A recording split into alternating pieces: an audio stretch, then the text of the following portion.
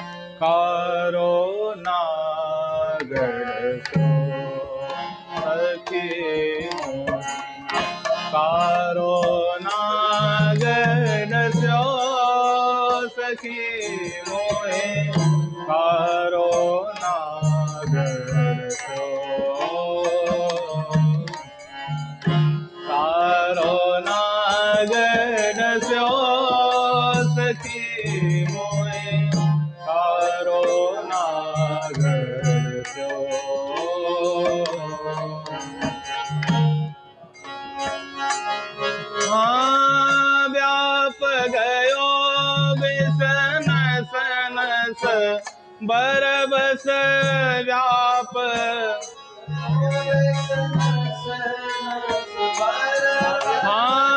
व्याप गयो विसन सनस बरबस व्याप गयो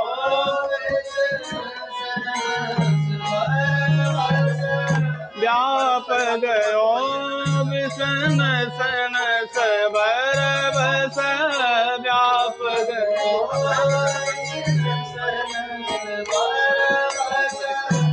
उड़ते जगत खस्यो उड़ते जगत उड़ते जगत खस्यो उड़ते जगत खस्यो आरो नागर सो सखी मोहे कारो ना सखी मोहे कारो नागर सो विसबरा विसबगराय भुजंगम भीषण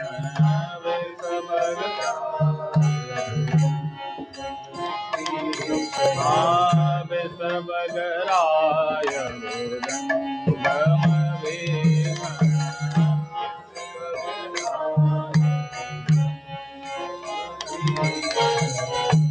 मृदु मधु हासी हस्यो मृदु मधु हसी हस्यो मृदु मधु हसी हस्यो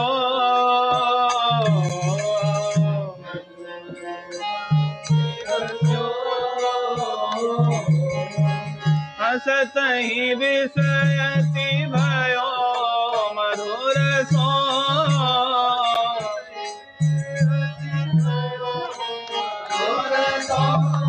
हसतहि विषयति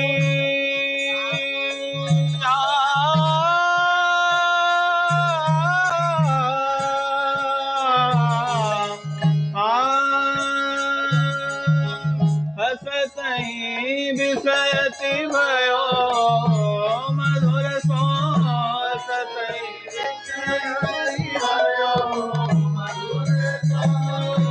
अवसर पाय धस्यो अवसर पाय धस्यो अवसर पाय धस्यो अवसर पाय धस्यो कारो नागडस्यो सखी मोहे कारो नागडस्यो कारो नागडस्यो सखी मोहे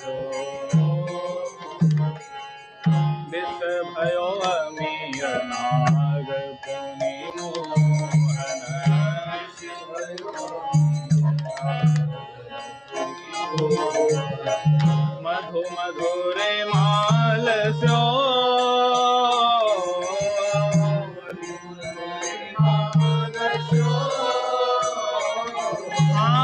करत किलोल कलित कलन रस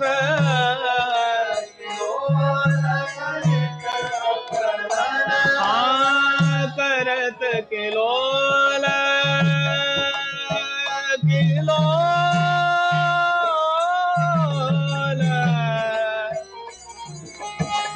करत किलोल करत किलोल कलित कलन रस कलित किलोल सुधा स्रोत निकस्यो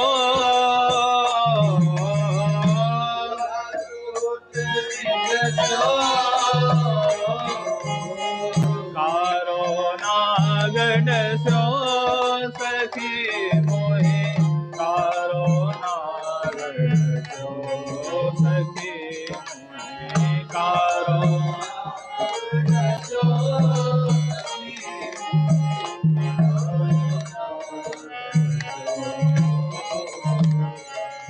श्याम मन ही सो एक मन मन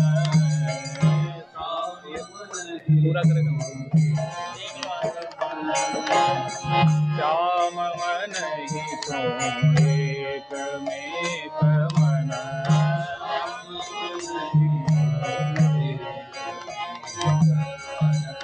अमन होय विकस्यो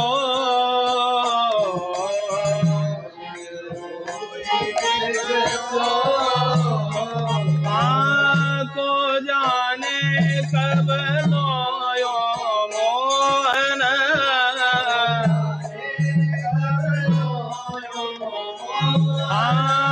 को जाने कब लोयो मोहन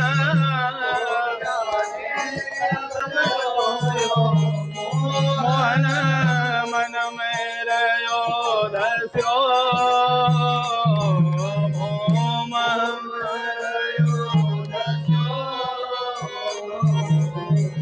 कारो नागडस्यो सखी मोहे कारो नागडस्यो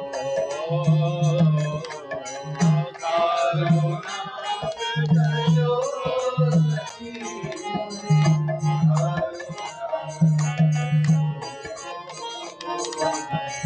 जाके नाम घटत भव बंधन जाके नाम तो स्वयमेव फस्यो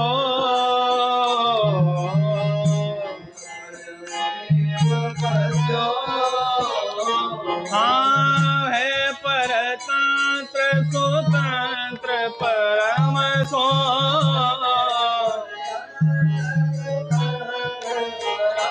है परतंत्र पर है स्वतंत्र सुतंत्र परम सो है परम सो अपने बंधक सो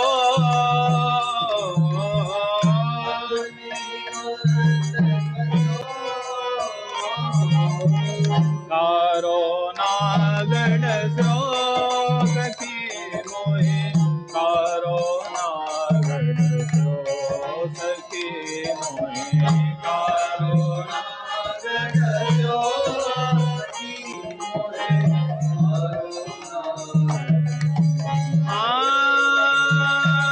व्याप गयो विषम सन सबर बस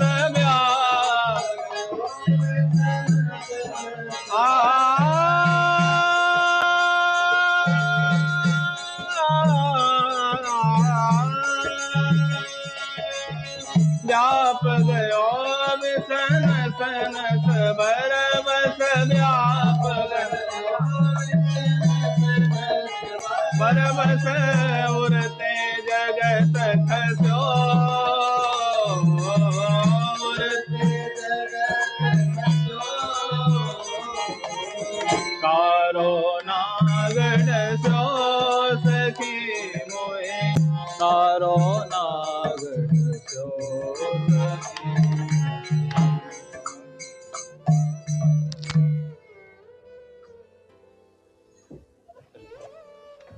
एक पद और है जो परिक्रम भेजते हैं, बाकी ग्रुपों पे आप भेज सकते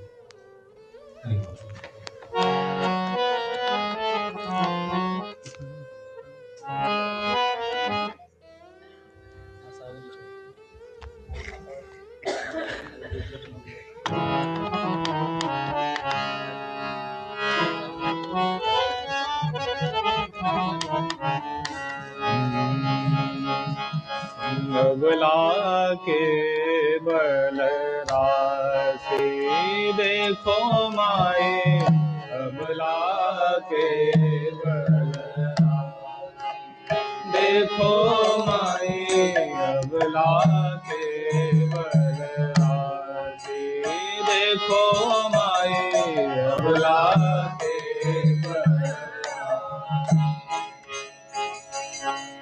अति गजमत निरंकुश मोहन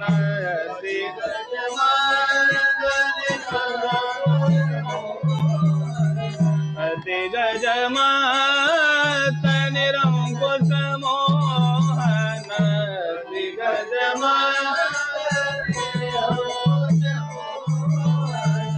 निरखे बंधे लट पासे निरखे बंधे लट पासे निरखे बंधे लट पासे निरखे बंधे लट पासे देखो माए अबला के बल देखो माए अबला के देखो माए अबला के बल देखो माए अबला के अब ही पंगु भई मन की गति अब ही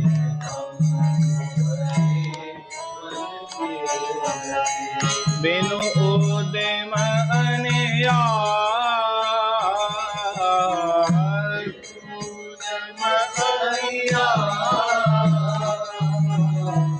बिनु उद्यम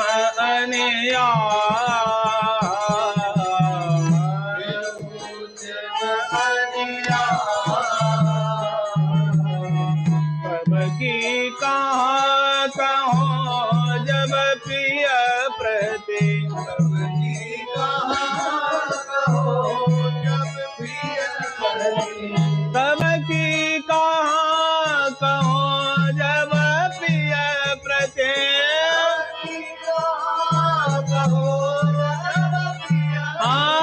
तब की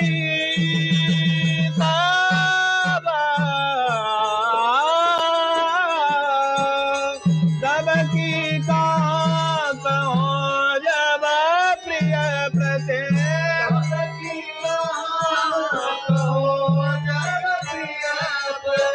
कब की कहाँ कहो जब प्रिय प्रति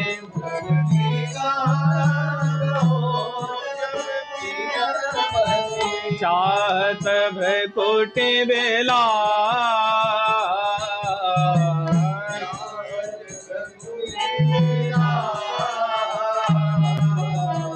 चाहत भकुटि बेला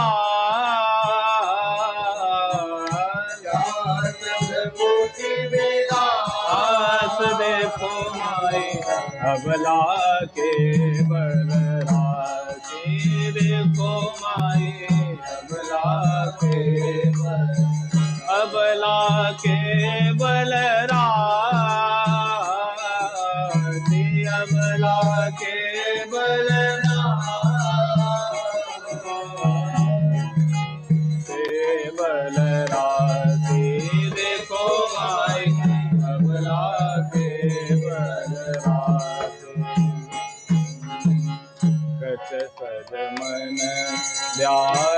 भुज धर सत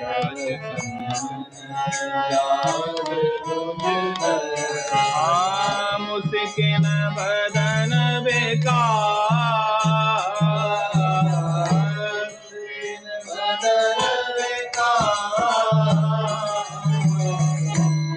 हरिवंश तेरी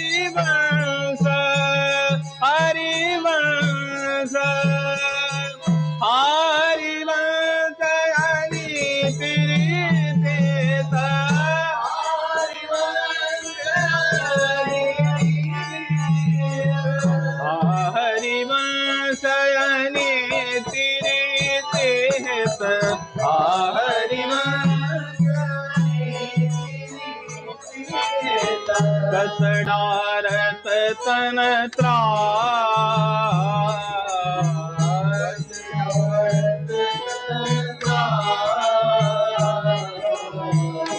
कसडारत तन त्रास कसडारत तन त्रास अबला के बलरासी देखो माए अबला के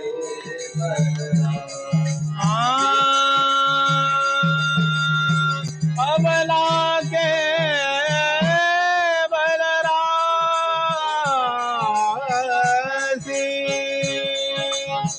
अति गजमत निरंकुश मोहन अति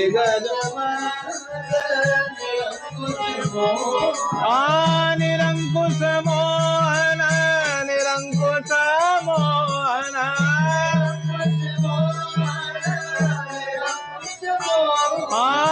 निरंकुश मोहन निरंकुश मोहन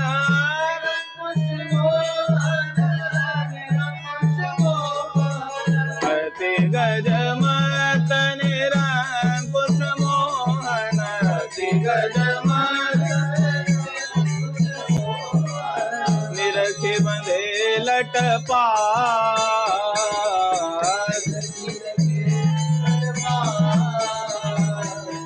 अबला के बलरासी देखो माई अबला के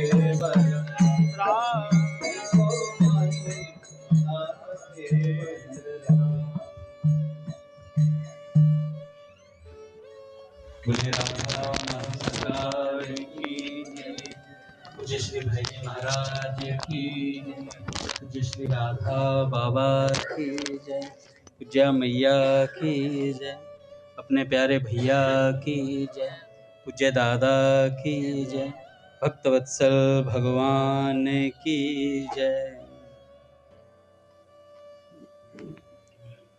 हरि बोल। बड़े सौभाग्य का क्षण है कि आज भी हमें सत्संग और कीर्तन का परम लाभ प्राप्त हो रहा है। उस दिन एक भक्त का चरित्र चल रहा था, देवकी नंदन गोस्वामी प्रभुपाद जी का। मैंने बताया था श्री रामदास बाबा जी के साथ वो उनका संग ज़्यादा था, उन्हीं के साथ उठना बैठना और सत्संग की गोष्ठी करते थे। श्री चैतन्य महाप्रभु जी ने जिस दिन वृंदावन में प्रवेश किया था उस दिन की तिथि को वहां कीर्तन होता है, उद्दाम नाम कीर्तन समझ लो एक तरीके से। तो उस कीर्तन में श्री रामदास बाबा हमेशा भावावेश में आ जाते थे। तो उन्होंने देखा कि एक थोड़ा आगे चले तो देखा कि श्री देवकी नंदन गोस्वामी जी उनको कोई कंधे पर उठाकर ले जा रहा है। क्यों कंधे पर उठाकर ले जा रहा है? क्योंकि वो खुद भी भावावेश में आ रखे थे देवकी नंदन गोस्वामी जी। हरे कृष्ण महामंत्र सुनते ही उनमें आवेश आ जाता था भगवान का नाम सुनते ही।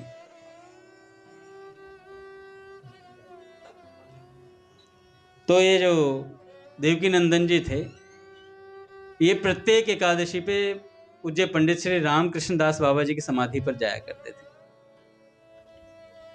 दोनों में प्रेमालाप, इष्ट गोष्ठी हुआ करती। एक दिन किसी प्रसंग में देवकी नंदन जी ने कहा, बाबा जीवन समाप्त होने को आया है, बाबा जीवन समाप्त होने को आया, अभी तक प्रभु ने कृपा नहीं की, अभी तक प्रभु ने कृपा नहीं की। अब इतनी बात सुनी तो कहा कि न जाने मेरा क्या होगा। तो जो रामदास बाबा थे उन्होंने कहा कि अगर आप ऐसा बोलेंगे तो हमारा क्या होगा, आप ऐसा बोलेंगे तो हमारा क्या होगा। आपने तो पहले ही प्रभु को अपने प्रेम के वश कर रखा है, वे आपके आगे पीछे डोला करते हैं। पूज्य श्री गणेशदास भक्तमाली जी महाराज कह रहे थे कि नाम जापक के पीछे पीछे भगवान डोलते हैं, नाम जापक के पीछे पीछे भगवान डोलते हैं। उसी दिन जब गोस्वामी जी लौट रहे थे, उन्होंने देखा कि सनातन गोस्वामी जी की समाधि के पीछे एक सूखे नाले के पास, सनातन गोस्वामी जी की समाधि के पीछे सूखे नाले के पास श्याम वर्ण का एक सुंदर गोप बालक गैया को धू रहा था, मतलब ये समझ लो दूध निकाल रहा था। गैया के पीछे की टांगे एक सुंदर जेवरी से बंधी हैं, आगे की एक टांग से उसका नवजात बछड़ा बंधा है। गैया बछड़े को चाट रही है और गोप बालक गोदोहन की चारु चेष्टा में उसके थनों पर उंगलियां फेर रहा है। बालक में कुछ ऐसा आकर्षण था कि गोस्वामी जी ठिठक कर रह गए, गोस्वामी जी ठिठक कर रह गए और उसे देखने लगे। जब देखने लगे तो उस बालक ने बोला, अरे ओ गोसाई कहाँ देख रहे हो, अरे ओ गोसाई कहाँ देख रहे हो। तो ये देख के गैया लात मार देगी, तू देखेगा तो गैया लात मार देगी, दूध पलट जाएगा। अच्छा, ऐसा देख करके गोस्वामी जी थोड़ा आगे बढ़ गए, पर बालक की मधुर छवि उनके हृदय में बस चुकी थी। दो ही कदम आगे बढ़े होंगे तो ना नाला था ना वो गोप बालक था, ना नाला था ना वो गोप बालक था। आकर उन्होंने फिर देखने के लिए थोड़ी गर्दन मोड़ी तो कोई नहीं मिला उन्हें, वो जा चुका था। तो यहां उन पर कृपा हुई। गोस्वामी जी के बहुत से शिष्य हुए। वे अपने शिष्यों से दो बातें विशेष रूप से कहते थे। कहते एक तो निरंतर नाम जप करने को, और दूसरा श्री पंडित रामकृष्ण दास बाबा और श्री गौरांग दास बाबा जी का यथासंभव संग करने की आज्ञा दी, जिनका चरित्र उस दिन विदुर जी ने सुनाया था। श्री गौरांग दास बाबा बड़े विलक्षण संत हुए महाराज जी, सिद्ध हुए एक तरीके के। गौरांग दास बाबा के विषय में तो ऐसा भी कहा जाता है महाराज, उनके शिष्य बैठे हुए थे तो गौरांग दास बाबा ने रात्रि को, उन्हें रसगुल्ला बनाना तो आता नहीं था और कभी खाया भी नहीं था, कभी खाया भी नहीं था, लेकिन समाधि में लीला चिंतन कर रहे थे तो मन किया कि आज रसगुल्ला बना के खिलाएंगे। तो कह रहे मानसी में तो बना ही सकते हैं, वैसे नहीं आता तो क्या, वो मानसी में रसगुल्ला बनाया तो खाना तो कभी खाया ही नहीं था रसगुल्ला।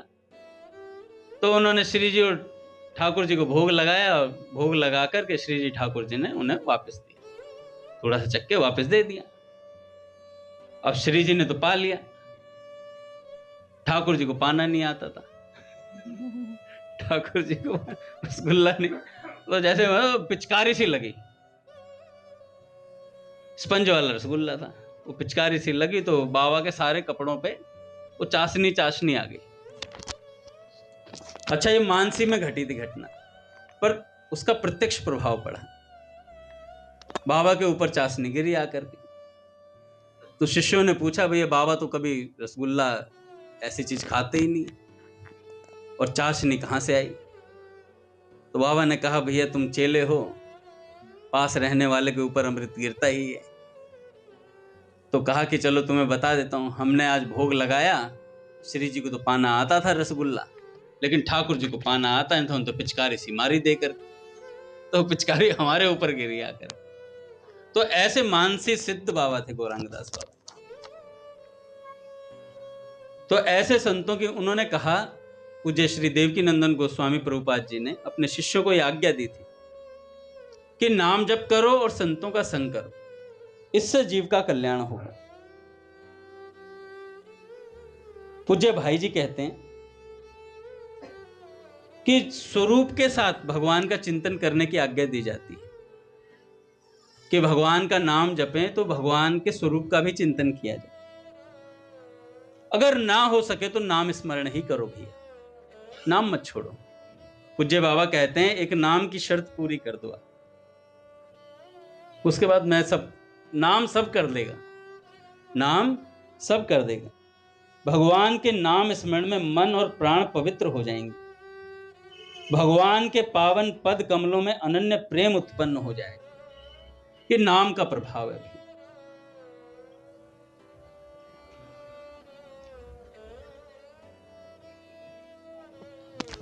अपनी द्रौपदी जी जब कौरवों की सभा में दुर्योधन ने आज्ञा दी दुशासन को, तो बड़ी विचित्र स्थिति में फंसी थी, और उस समय कोई साथ नहीं था, सबकी तरफ मुख किया। तो पूज्य मलुकपीठ सरकार बता रहे थे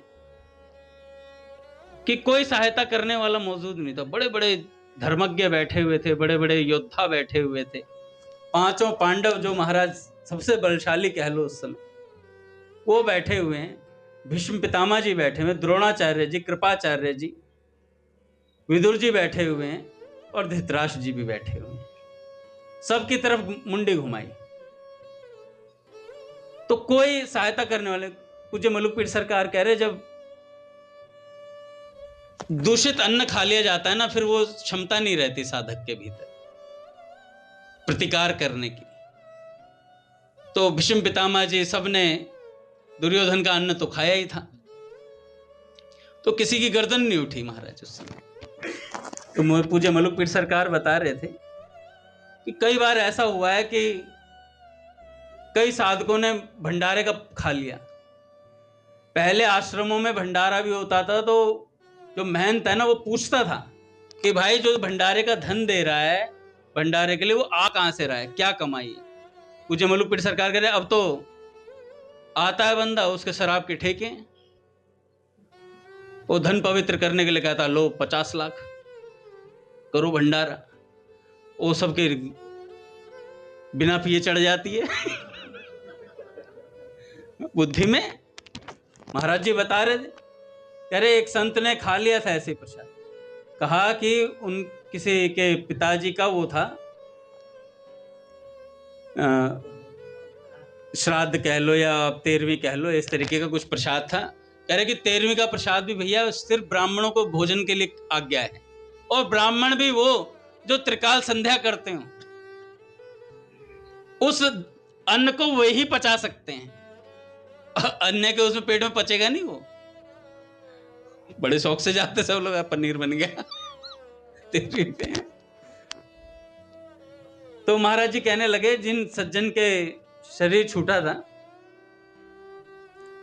जिन सज्जन का शरीर छूटा था, कह रहे उनके घर में ये प्रथा थी कि मरने वाले की छाती के ऊपर ना धन रखा जाता है, मरने वाले की छाती पे धन रखा जाता है, उस धन से भंडारा होता है। फिर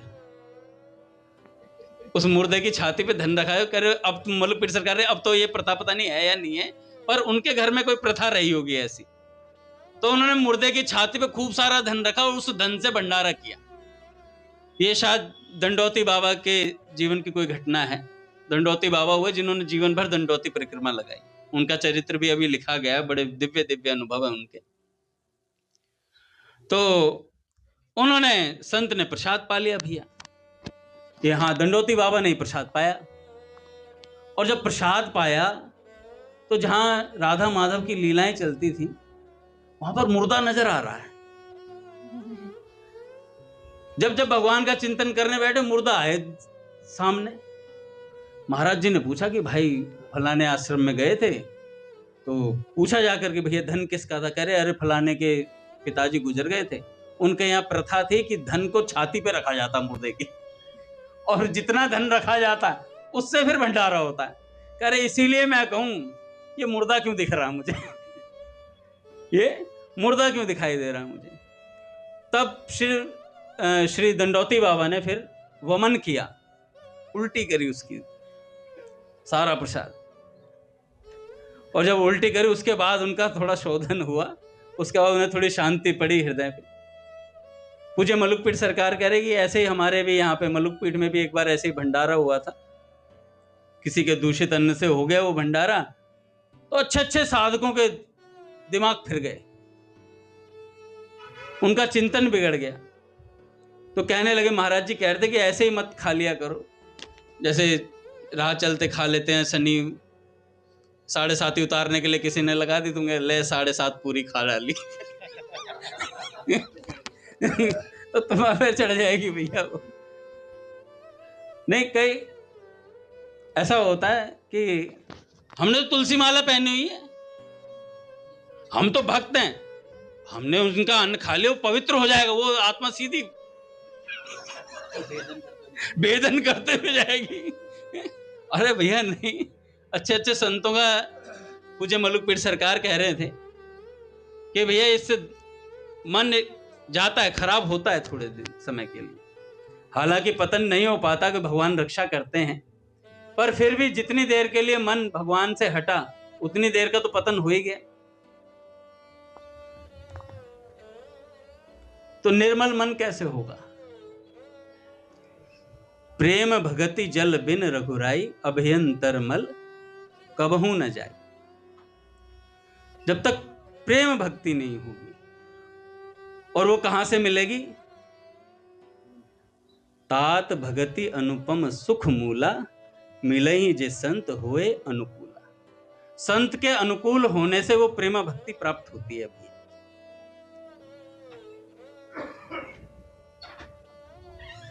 जब हम नाम कीर्तन करते हैं, मैं द्रौपदी जी की बात बता रहा था, द्रौपदी जी ने सबकी तरफ देखा, किसी ने मदद करनी, किसी ने नहीं करी भैया, सब अपने हाथ खड़े कर गए, अपनी गर्दनें नीची कर ली। कृपाचार्य जी की तरफ भी देखा,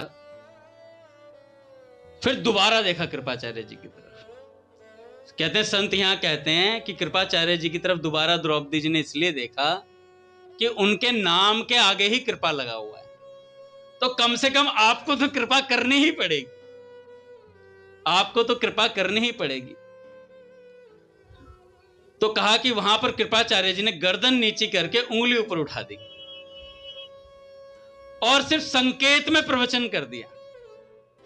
कहा कि माम एकम शरणम ब्रजा, केवल श्री कृष्ण की शरण में जाओ, क्योंकि जीव की रक्षा करने वाला सर्वोपरि कोई रक्षक है तो श्री कृष्ण है, और कोई रक्षा नहीं कर सकता जीव की। ऐसी बात बोली तो पूज्य मलुकपीठ सरकार कहने लगे, देखो संकेत का सत्संग समझ गई द्रौपदी जी।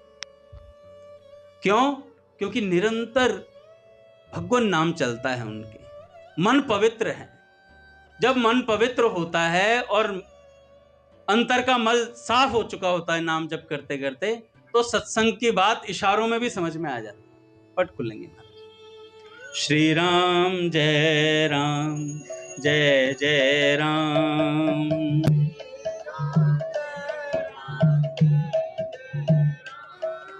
श्री राम जय राम, जय जय राम।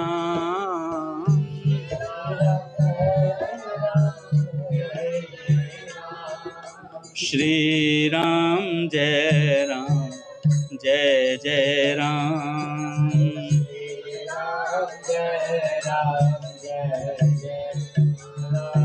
श्री राम जय राम, जय जय राम।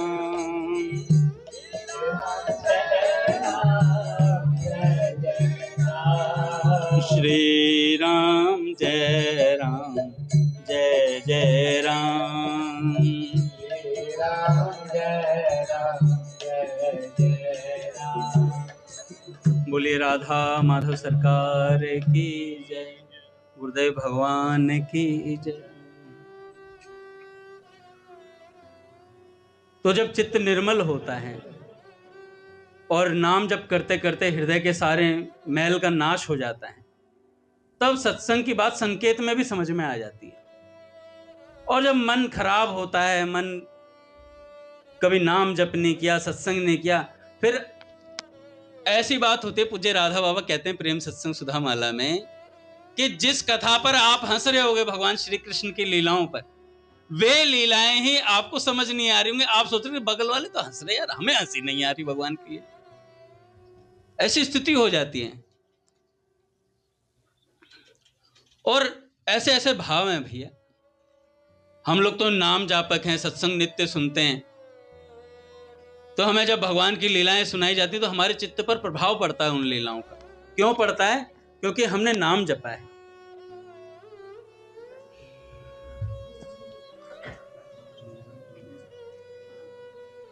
तो पूज्य भाई जी कहते हैं,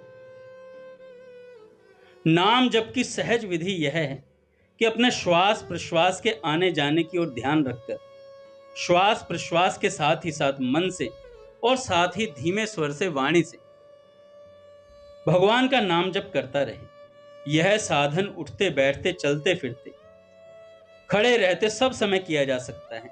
अभ्यास दृढ़ हो जाने पर चित्त विक्षेप शून्य होकर निरंतर भगवान के चिंतन में अपने आप ही लग जाएगा। गोपाल कहाँ गया?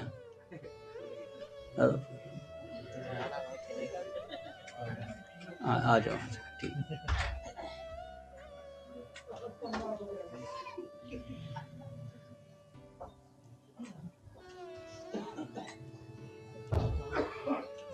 आजकल बच्चे दूसरों की पंचायती बहुत रखते हैं, है ना।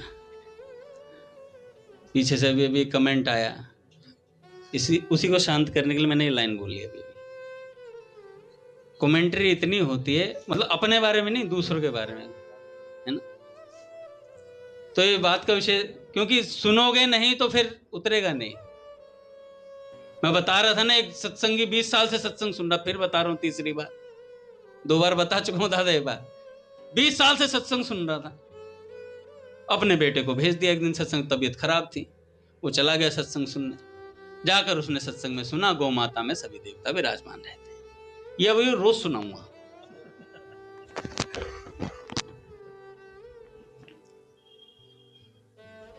तो वो सत्संग सुन के आ गए दादा।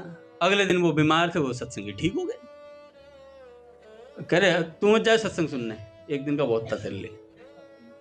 तो दुकान पे बैठ चले गए, सत्संगी माला डाली, हरे कृष्ण कृष्ण कृष्ण हरे हरे, हरे राम राम राम हरे। हे निकृष्ट प्राणियों, मैं नाम जापक हूं। मतलब दूसरे निकृष्ट है, तुम नाम जापक हो। पूज्य प्रेमानंद जी महाराज बता रहे थे कि सबसे बड़ा दोष यही आता है, तो कोई सत्संग पढ़ने लग जाता, सुनने लग जाता, फिर उसके बाद सब पापी हैं, तुम पवित्र आत्मा हो, तुमसे बड़ा पवित्र कोई नहीं। तो वो गए, अपना सत्संग सुन करके आए, तो देखा दुकान पर गौ माता उनके परचून की दुकान पे माल खा रही है। तो उन्होंने बेटे की तरफ घूर के देखा, बेटे व्हाट इज दिस? अरे पापा, कल सत्संग में गुरुदेव ने कहा था कि गौ माता में सभी देवता विराजमान रहते हैं, तो उनको मारना नहीं चाहिए। तो मैंने सत्संग की बात जीवन में अपना ली। तो खा रही है तो खाने दो, क्या दिक्कत है। बेटे से कहते हैं, अबे सत्संग सिर्फ सुनने के लिए होता है, उतारना नहीं है जीवन में। नहीं, बिल्कुल। तो पूज्य प्रेमानंद जी महाराज कहते हैं कि ऐसे तुम सुनते रहो, 40 साल सुनते रहो। एक बार कह रहे सुनते सुनते ये जीव में धारणा आती, कुछ धारण कर लिया जाए। एक बात तो धारण होगी, 2 होंगी, 3 होंगी, 100 में से एक आधी तो पकड़ लो। तो ध्यान से सुनेंगे तो दूसरों की पंचायती खत्म होगी। मैं तो कई बार घर जाके सोचता हूँ कि अंगद दास तू बोलता बहुत है, दूसरों की पंचायती बहुत है तेरे पास।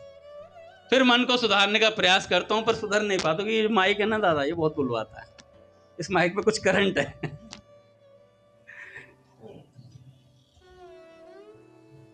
तो ध्यान पूर्वक सुनना चाहिए भैया सत्संग। आप देखोगे जितने भी संतों के, पूज्य प्रेमानंद जी महाराज जी के पास वहां पे सत्संग सुनने जाओ, सबसे पहले आपका मोबाइल ही रखवा लिया जाएगा, क्योंकि सबसे बड़ा विघ्न ही ये है, सबसे बड़ा विघ्न ही ये है। रखवा लिया, अब बैठो सत्संग में, अब सुनो सत्संग। मैंने देखा कई लोग यूं झूल गए थे सत्संग में भी, यूं झूल गए। मैं कहा भाई क्या हो रहा है? अरे सुबह उठ के आए हैं ना। मैं कहा देखिए हजारों लोग बैठे हैं, वो बेचारे सुबह नहीं उठ के आए होंगे, वो भी उठ के आए होंगे। एक सत्संगी थे पूज्य महाराज जी के, उसमें तो वाणी पाठ होता तो आंख मीच करके बड़े भाव से कर रहे थे। तो कई दिनों से उन कैमरे तो लगे ही रहते हैं वहां, तो उठा देते हैं और स्प्रे सा छिड़क देते हैं सत्संग में। स्प्रे छिड़क देते हैं। गोपाल तुम पे छिड़का था ना?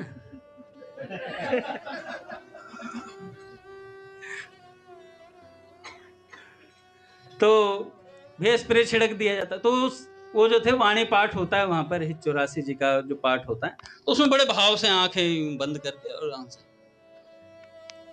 चल रहा था।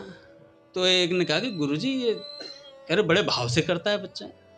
भाव से नहीं, कैमरा पास लेके गए तो कैमरे में आवाज भी रिकॉर्ड हुई, खर्राटे चल रहे थे। खर्राटों की आवाज साथ में आ रही थी। तो भैया उठा दिया जाता है, वहां पर मोबाइल भी रख लिया जाता है, जिससे आप लोग इशारे करके गोपाल बता ना पाए कितनी देर में बाहर आऊंगा, कितनी देर में नहीं आऊंगा।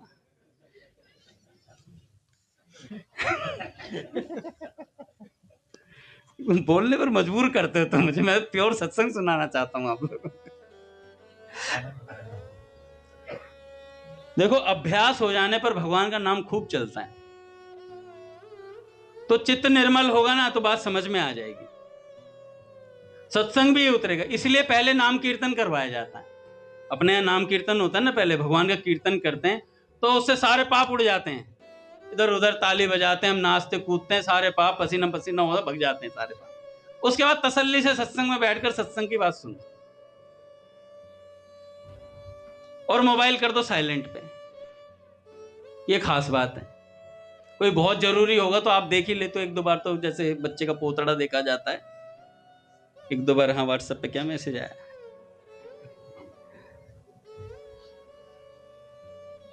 तो नाम कीर्तन करेंगे, उसके बाद सत्संग सुनेंगे ध्यान से, तो चित्त निर्मल हो जाएगा, सत्संग की बात पकड़ में आएगी। नहीं तो हंसी ठिठोली करने के लिए तो बहुत जीवन पड़ा है भाई। सत्संग में भी आकर के कमेंट्री चलती रहती है। मैं सत्संग बोल रहा हूं, पीछे से आवाज आ रही है उसकी।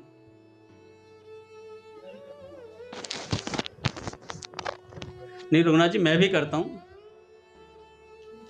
सबके लिए है, एक के लिए तो कोई बात है ही नहीं। तो भाई जी कहते हैं भगवान के नाम श्रवण और कीर्तन का महान फल होता है। ये महान वस्तु है हम लोगों के लिए, हम साधारण समझते हैं। पूज्य भाई जी के प्रवचन में वृंदावन प्रभु मंगलाचरण के बाद भाई जी अष्ट सात्विक भाव में चले जाते थे कई बार, केवल मंगलाचरण के बाद। और उसके बाद भी 1.5 घंटा लोग भक्त साइलेंट बैठे रहते थे। क्यों? उन्हें पता रहता था कि भैया ये भाई जी हैं। पूज्य बाबा कहते हैं मुझे तो पूज्य भाई जी की बातें वेद वाक्यों से भी ऊंची लगती हैं। भाई जी के वाक्य सुनते ही बाबा समाधि में चले जाते थे। ऐसी पूज्य बाबा की निष्ठा थी बाबू जी के वाक्यों में। रूंगटा जी कैसे करते थे? स्पीकर रख लेते थे, उसको भी महाराज कपड़े से उस पर आसन पधरा करके तब सुनते बाबू जी की वाणी। तो हम लोगों को भी सत्संग का ऐसा आदर करना चाहिए। सत्संग का आदर करेंगे तो भैया नहीं, अरे 10 साल 20 साल कभी तो सत्संग लगेगा। पूज्य भक्तमाली जी महाराज कहते हैं सत्संग व्यर्थ नहीं जाता कभी, नाम व्यर्थ नहीं जाता। भाई कुभाई अनख आलस हूं, नाम जपत मंगल दिसी दसु। ये मंगल करेगा ही करेगा। तो कभी ना कभी 10 साल 20 साल कभी तो ये बात हृदय में आएगी कि भैया ये भगवान का सत्संग है, ये भगवान का कीर्तन है, ये भगवान का नाम है। आदर से जपेंगे। कल वो भैया बता रहे थे ना, एक बात मुझे याद आ गई, प्राची दीदी वाली, नाम और नामी एक ही है। कौन से एक नाम से भगवान प्रत्यक्ष दर्शन देते हैं? कहा जाता है ना, एक नाम से भगवान प्रकट हो जाते हैं। पूज्य प्राची दीदी ने कहा कि जिस दिन नाम और नामी को आप एक मान लोगे और फिर वो एक नाम जपोगे तो तत्काल दर्शन देंगे भगवान। श्री कृष्ण आपके सामने दृष्टिगोचर हो जाएंगे और अपने कर्ण द्वय पकड़ करके आपसे क्षमा मांगेंगे, मेरे प्यारे सखा, मेरी प्यारी सखी, मुझे आने में देर हुई, ऐसे भगवान कहेंगे। तो कौन सा नाम होता है? जब हम नाम और नामी दोनों को एक मान लेते हैं। अभी तक तो हमने नाम को ही कुछ नहीं माना, अभी तो हम सिर्फ रट्टू उससे चल रहे हैं। जिस दिन सादर सुमिरन करेंगे उस दिन बड़ा विलक्षण कमाल होने वाला है। एक भक्त हुए श्री ललिताबाई जी, उनका बड़ा सुंदर चरित्र आता है। क्षत्रिय जाति में एक भक्त परिवार में इनका जन्म हुआ। 12 वर्ष की अवस्था में ये विधवा हो गई थी। विवाह बड़ा जल्दी हो गया और जब विधवा हो गई तो उनके रुदन शुरू हुआ। भैया रोना, कोई ऐसी अवस्था में विधवा हो जाए फिर रुदन शुरू हुआ जीवन में। एक दिन उनके घर महात्मा आए चतुर्भुज दास जी। वे सीताराम जी के उपासक थे, उनके घर आया करते थे। उनसे उन्होंने दीक्षा देने को कहा, पर उन्होंने उनमें राधा कृष्ण की भक्ति के संस्कार देखे। किसमें? ललिताबाई जी में। और उन्हें कहा कि शुक्र संप्रदाय के श्री स्वामी सरस माधुरी शरण जी से उन्हें दीक्षित करवा दिया। बड़े सुंदर सुंदर पद आते हैं सरस माधुरी जी के। भक्ति के संस्कार पहले से ही थे भैया। वैधव्य के पश्चात उनका मन संसार से एकदम हटकर प्रभु के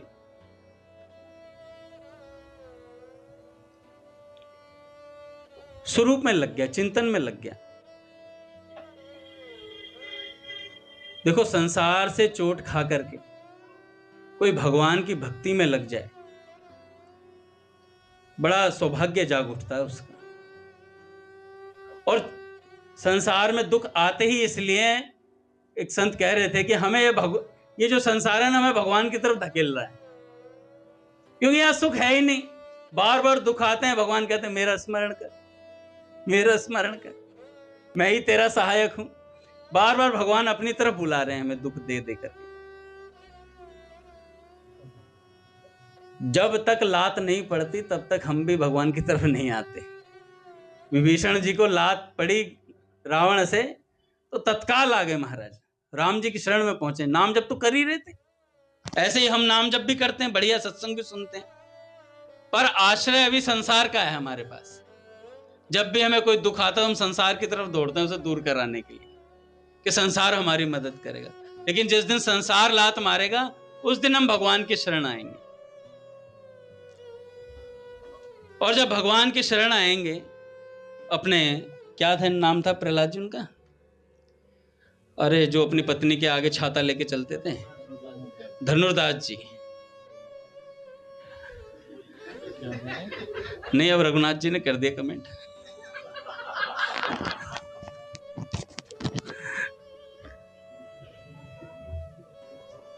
ये आदत आपसे आई है पीछे, मैं समझ रहा हूं रघुनाथ जी। तो क्या हुआ, धनुर्दास जी ने, ये बात चल रही थी, विभीषण जी आए लात खा करके, और आए तो हनुमान जी महाराज, सुग्रीव जी महाराज, राम जी, सब की राम जी ने मीटिंग बिठाई तो श्री रामानुजाचार्य जी महाराज इस प्रसंग को सुना रहे थे और सामने धनुर्दास जी सुन रहे थे। विभीषण जी शरण में आए तो उनके शरण में लेना है या नहीं लेना है, इस पर चर्चा चल रही है। राम जी ने मीटिंग बिठाई, हनुमान जी बैठे हैं, सुग्रीव जी बैठे हैं और जामवंत जी बैठे हैं। मंत्रणा चल रही है, भाई राक्षस का भाई है, कुछ गड़बड़ ना कर दे इधर आकर के। तो मंत्रणा चल रही है। तो श्री रामानुजाचार्य जी महाराज इस प्रसंग को सुना रहे थे तो धनुर्दास जी सत्संग से उठकर चले गए। जाकर अपनी कुटिया में बैठ गए। 2 दिन सत्संग में नहीं आए, और सत्संग में आए नहीं तो रामानुजाचार्य जी महाराज ने पूछा, भाई आजकल आ नहीं रहे धनुर्दास जी, जाओ बुला करके लाओ। बुला करके लाए धनुर्दास जी को। तो धनुर्दास जी से पूछा गया, भाई क्या बात हुई? कह रहे महाराज, मेरे को ये बात समझ में नहीं आई गुरुदेव कि विभीषण जैसे नाम जापक जो भक्त हैं, विभीषण जैसे राम जी के भक्त, उनको शरण में लेने पर विचार चल रहा है, तो हम जैसों का तो क्या होगा? हम जैसों का क्या होगा? अब इतनी बात सोची तो रामाचार्य जी महाराज ने, तुम टेंशन मत लो, तुम चिंता मत कर, हो जाएगा सब बढ़िया।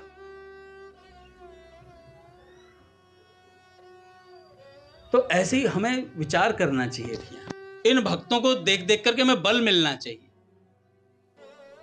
धन्ना जाट जैसे भगवान को प्याज फोड़ कर खिलाने वाले को भगवान मिल गए, तो हमें नहीं मिलेंगे क्या? हमने तो प्याज छोड़ रखी है, हम तो ना खा रहे ना खिला रहे, तो हमें भगवान क्यों नहीं मिलेंगे भैया? जरूर मिलेंगे भैया। पूज्य भैया आगे महाराज। श्री राम जय जय राम।